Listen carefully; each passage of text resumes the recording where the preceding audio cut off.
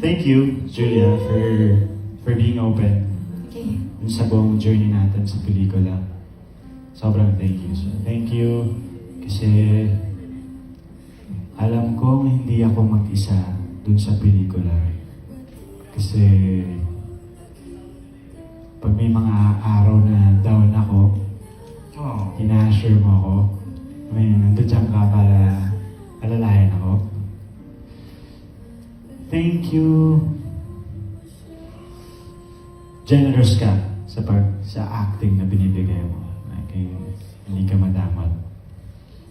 And wala akong dapat ika-sorry. Yan lang.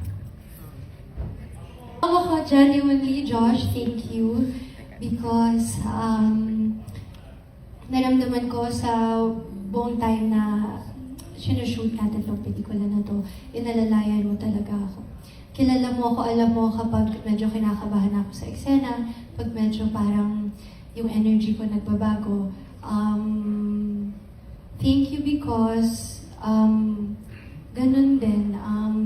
You're always asking kung okay ako, and you're always finding ways to make sure na everything and everyone on the set, okay kaming lahat.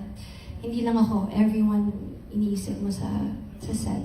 And thank you because ikaw din naging open ka to this idea of working together again. We're crazy for doing this, but thank you for being open and being so generous and honest in all of our scenes.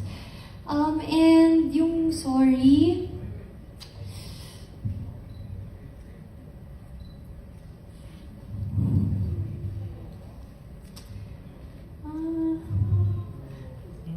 mapapanood yun naman sa movie kung ba't siya nagsabi. Oo, okay na yun kasi nagawa na namin